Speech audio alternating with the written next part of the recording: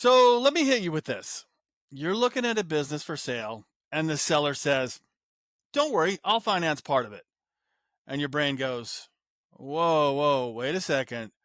You're selling me your company, and you're also going to loan me the money to buy it? Why would somebody do that? I mean, that makes no sense. If the business is so good, why wouldn't you just take your check and walk?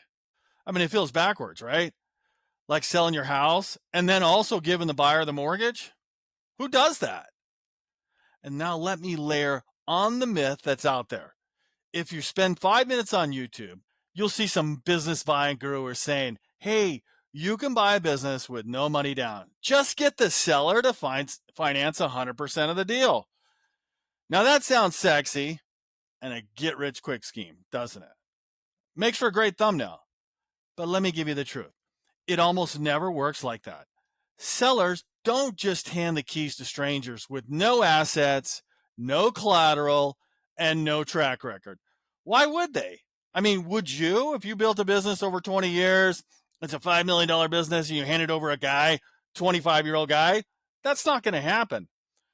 The reality is, seller financing is powerful, but it's not magic. It's a tool, and if you understand how it really works, you can use it to unlock deals, gain trust with sellers, and close smart. And if you believe the hype, you'll waste time chasing unicorns. Hi, I'm John Stoddard from DealFlowSystem.net. I've helped buyers close $33 million in deals and raise $50 million in funding. If you're working full time and you want to buy a business without wasting years on junk deals, this video is for you. Look, buying your first business is tough. Only about 4 to 6% of people who start the journey ever close. Not because you're not smart, but because the learning curve is steep and the signals are confusing. Seller financing is one of those signals. So today, I'm going to break it down step by step. What it is, why sellers do it, why buyers need it, and when it's a red flag and how to negotiate it. And I'll weave in a couple stories with Buffett, Munger, and Dalio, and some of my own deals, some of my student wins and mistakes, so you can see how this really plays out. All right. Part one, what the seller financing really is. Let's start simple. Seller financing means the seller is acting like the bank. Here's an example. You're buying a business for $1 million. The bank gives you $700K. You put in $100K cash. The seller finances $200K. That $200K, that's seller financing. You pay them back monthly, quarterly, whatever, with interest. Now, on the surface, it sounds weird. Why would the seller loan me money to buy their own business? But the answer is because it's often in their best interest. Here's the nuance most gurus skip. Seller notes can be structured in a dozen different ways. Sometimes it's a 5-year straight line note, 6 to 8% interest. Sometimes it's interest only for a year or two, then a balloon payment. Sometimes the SBA requires it to be on standby, meaning you don't pay the seller until the bank is paid down. And the difference between those structures can make or break you. Would you buy that business if the seller said, "Sure, I'll finance $200K, but I want it all back in 3 years, lump sum"? That's not really a gift. That's kind of a ticking time bomb that you're pushing under the rug. Here's the point. Seller financing isn't magic. It's still debt, and debt is all about structure. Same with that $200K. One deal makes you wealthy, another can bury you. Now think about that for a second. Let me give you a real world example. Warren Buffett bought See's Candies in 1972 for $25 million. The sellers weren't just after the biggest paycheck. They cared about who they sold to. They wanted their life's work protected. Buffett said, "Price is what you pay, value is what you get." The sellers wanted value beyond the price, legacy, security. That's the same mindset behind seller financing. It's not just about the cash, it's about the terms, the trust, and the future. So when you hear a seller say they'll carry a note, don't think desperation. Think strategy. All right, part 2, why sellers offer financing. Let's get inside the seller's head. Why would they do this? Let's talk about very specifics. One, they can get more buyers. If they offer seller financing, the buyer pool widens. Suddenly, it's not just buyers with $500K in cash, it's people who can bring $100K down and still pay. Two, they can get a higher price. Terms are powerful. You've probably paid more for a car or a house because the monthly payment was manageable. Same thing goes here.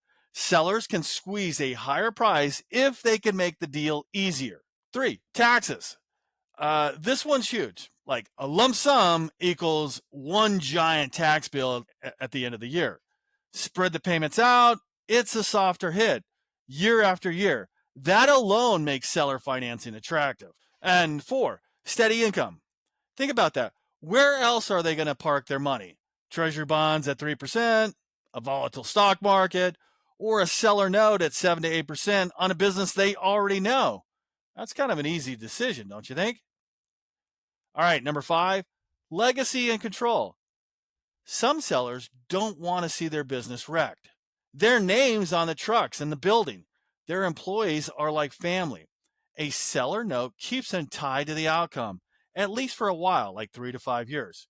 It gives them peace of mind. So remember, seller financing isn't charity. It's not the seller being nice. It's actually a strategic play on their part. Before we jump into this anymore, let's just take a side note here. Let's just pause for some truth. Seller financing usually only works if the buyer has real assets or real credibility. If you've got more assets than the seller, they're going to be comfortable. If things go south, they know they can collect. But why would a seller finance the majority of a deal for someone with no money, no collateral, no assets? They usually wouldn't, unless that buyer isn't really a stranger. Maybe they've been the GM running the company for 10 years. They know the customers, the vendors, the employees. In that case, the seller's not betting on some random kid. They're betting on the person already running the show. That's why those 100% seller financing, no money down pitches are so misleading. Yeah, it happens, but very, very rare. But usually because the buyer's been inside the business for years, not because they watched a course on YouTube. Let me tell you a story from one of my own deals. When I bought my hearing aid company, the books were messy. The seller was running all kinds of personal expenses through the business. Very normal in seeing these small businesses. And banks do hate that. But the seller was willing to finance part of it. Why? Because he knew the real cash flow. He knew once I took over and stripped out the nonsense, it was a strong business. It was. I ran it for 5 years and I sold it. His confidence was the financing. Now pause for a second. Would you take that deal? Messy books, skeptical banks, but the seller says, I'll carry the note. That's the kind of signal you can't ignore. Here's another story. My student Sam found an e-commerce business. QuickBooks looked like spaghetti. Every buyer ran for the hills. He said, I'll finance part of it. That was his way of saying, I believe in this business, I know it works, and I believe you can run it. Suddenly, 2 banks wanted in. Why? Because when the seller shows confidence with their own money, it makes lenders confident too. Think about that for a second. What looked like a deal breaker became a deal maker. Why buyers should love seller financing. Let's flip the script for a minute. We've talked about why sellers want to finance. But what about you, the buyer? Why should you love this? Here's the deal. Seller financing can be a difference between you owning a business and you sitting on the sidelines. And here's reason number 1. You need less cash up front. Instead of draining your life savings, seller financing can close the gap. That means you keep more of your cash as a buffer, which, trust me, you'll need it in the first 6 months when the payroll is due and customers are late or you lose a customer. And reason number 2, it opens deals banks won't cover. SBA might fund 70, 80% of it. You got 10% down. Where do you get that other percentage? That's from the seller. Without them, the deal dies. With them, it's alive. Reason number 3, it's an endorsement. And this is actually pretty huge. If the seller is willing to put their own money on the line after they walk away, that's a signal. They believe the business will keep producing cash flow, because if it tanks, you stop paying them. Let me say that again. Why would they loan you money if they thought the business was about to collapse? They're not going to. Seller financing is a vote of confidence. Charlie Munger once said, "The big money is not buying or the selling, but in the waiting." Seller financing is patience turned into profit. The seller waits, they earn more. And you, the buyer, you benefit from that patience. It gives you time to get your feet under you, stabilize the business, and grow it. I call that getting your sea legs. Here's the question for you. Would you rather start a new business from scratch, burning cash for 2 years, or buy one that already cash flows, where the seller themselves is patient enough to let you pay them back over time? I mean, think about this. This is why ETA is so big right now. One of my students, Scott, he was looking at a couple businesses. On one side, a safe catering company. Steady, low growth, but safe. On the other side, a one product rocket ship. Riskier, but huge upside. Now here's the kicker. The catering seller wanted 80, 90% cash. The rocket seller, I'm cash meaning they also wanted that SBA loan cash on close. The rocket seller, they offered financing. Which one do you think Scott bought? He bought the rocket. He was more prepared for it because the financing told him something important. The seller believed in the upside and was willing to ride along. Would you pick a safe and rigid or bold with flexibility? That's the kind of real world choice seller financing creates. Ray Dalio, one of the greatest investors alive, always says, if you don't understand debt, you don't understand leverage. This is true in billion-dollar hedge funds, and it's true in small business acquisitions. Seller financing isn't free money. It's still debt, and that debt amplifies whatever's already there. If you've got bad business economics, it's going to amplify it. If you've got great business economics, it's going to amplify it. If you bought a healthy business, seller financing makes you rich faster. If you bought a weak business, seller financing just drags out the failure. Ray Dalio would call this the debt cycle. You need to know where you are in it, or you'll eat class. So the lesson here, seller financing works when the business works. It's not a crutch for bad deals. All right, let's talk about the stuff nobody on TikTok tells you or YouTube. The risks. Because seller financing sounds amazing until it's not. All right, risk number one, those balloon payments. A balloon payment is when the note says interest only for 3 years, then all principal due at once. So you're cruising along, 2K a month, easy. Then boom, year 3, you owe 200K. Would you buy that business if you knew that balloon was coming, or would you plan differently? That's the question you need to ask yourself before signing. Now, there are ways around this. You can actually refinance it. If your business is doing well, you could refinance that 200K. That's just one solution. Risk number two, higher interest rates. Some sellers get greedy. 10%, 12%, double digit crap. Suddenly your seller note costs more than a credit card. Run those numbers. See what it does. You have to see if it's going to eat all of your free cash flow. Risk number three, oversized seller notes.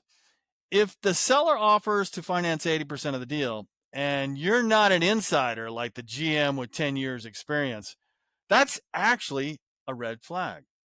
That usually means no banks will touch it, or something's wrong with the business, or it's a cash only business, or the business can't support the debt. So here's a rule of thumb. Seller notes should be in the 10 to 30% range. That's normal. More than that, you probably should ask why. Let me give you a big example. One of my students, Henry, needed to raise $20 million for an acquisition. He had the banks, he had the investors, but the numbers didn't quite line up. Guess what closed the gap? Seller financing. The seller carried a piece, which made the banks more comfortable, which made the investors more comfortable. But without it, the deal died. With it, a $27 million acquisition was done. And he went from a net worth of probably like $150,000 to $10 million by closing that deal. Here's the thing, though. The seller didn't finance the whole deal. They financed a slice of it. Enough to show confidence, not enough to carry the entire risk. That's the balance you need to look for. I helped a student on where the seller financed part of it. But here's what I didn't factor. The seller didn't want to walk away because they had a note. They felt comfortable. They felt like they should check in constantly. Every month, they wanted to see the numbers. Every quarter, they wanted updates. At first, it's fine. But then it got annoying for my student. Eventually, it got in the way. That's kind of a hidden risk with seller notes. Sometimes the seller feels like they still own the place. They don't, because in a way, they still do. Would you want the old owner hovering over your shoulder while you try to make the changes? That's also something you need to think about. All right, how to ask the seller for financing. Let's get practical. How do you actually ask for this without sounding broke or desperate? Here's how most buyers screw it up. They say, I don't have enough money. Will you finance me? That's actually begging. That's in a desperation mode. And begging doesn't close deals. Here's how to do it instead. You frame it as a win for them. You switch seats. You say, this gives you steady interest income, probably better than what you'll get from a financial advisor, which is true, right? Or this spreads out your tax bill instead of crushing you in year one, because it's true, again. Or, and it shows the bank you believe in the business, which makes financing easier for everyone, which is true again. You see the difference here? One is being needy, the other is strategy. I once worked with a seller who was terrified his employees would get screwed after the sale. That was his number one fear. So my student said, okay, let's put the seller note in place with covenants. If I default, you can step back in. He loved that. Didn't want to do it, but he loved that. It gave him peace of mind, and the student got the deal. So think about that. Same tool, seller financing, but used to solve an emotional problem, not a financial one. That's a real game in negotiating. Jim Rome said, you don't get paid for the hour. You get paid for the value you bring to the hour. That's what seller financing is. It's a tool. It's value over time. And Zig Ziglar said it, you can have everything in life you want if you just help enough other people get what they want. That's exactly what's happening here. Buyers get the business, sellers get retirement security. Both parties win. Here's something most first-time buyers miss out of this whole deal. Big companies do this all the time. They don't just call it seller financing. In private equity, they call it rollover equity or earnouts. It's the same concept, right? They just don't bring all equity to the deal. They're not buying a business for 100% equity. Let me give you an example. Private equity firm buys a $50 million company. They don't usually write a check for the whole thing. Nope. They tell the seller, we'll give you $40 million up front and you'll keep $10 million as rollover equity. You get paid out when we sell again. That's kind of like seller financing with the fancy name. The seller stays invested, so they care about the outcome, right? And sometimes these sellers actually get paid more on the second bite of the apple than the first. Ray Dalio had this great line. He said, he who lives by the crystal ball will eat shattered glass. His point here, you can't predict everything. You need diversification.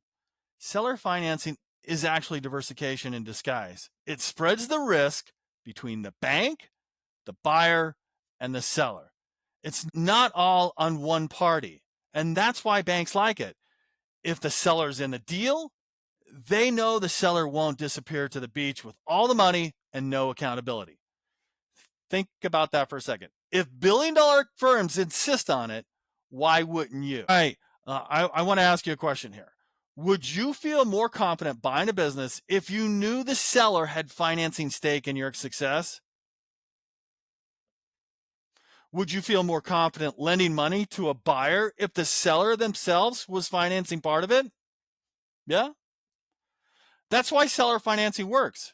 Everybody sleeps better at night. All right, let's wrap it up and put it together. Seller financing works because it solves problems for everyone at the table. For the seller on the hand, they can get more buyers, they can often get a higher price, they soften their tax hit, they earn steady income, and they protect their legacy. For the buyer, you need less cash down, you close deals banks won't alone cover, you get the seller's implicit endorsement, and sometimes you buy time to stabilize the business before the bank debt gets heavy. But make sure you watch this whole video, but I just want to make sure you don't forget reality.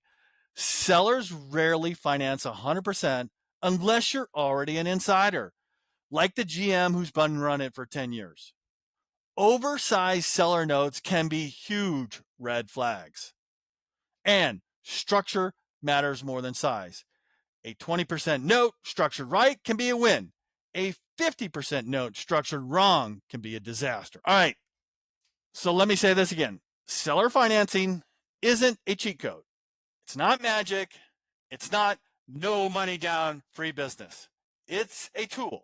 It's a powerful tool, one that solves problems for sellers, for buyers, even for the banks, but only if you use it the right way. All right, bottom line. Seller financing works because it's not a trick. It's not a guru fantasy, and it's not free money. It works because it aligns incentives. It helps sellers exit smoothly. It helps buyers get in the game. And it helps lenders feel safe. If you understand this concept and use it wisely, you'll close more deals, better deals, and you'll avoid the rookie mistake of chasing the 100% seller financing unicorns that almost never exist. If you found this video useful, smash that subscribe button. And if you're serious about buying your first business, head over to my website, dealflowsystem.net. That's where I show you how to find, fund, and close your first deal the smart way. The smart way. I'm John Stoddard, and I'll see you on the next one.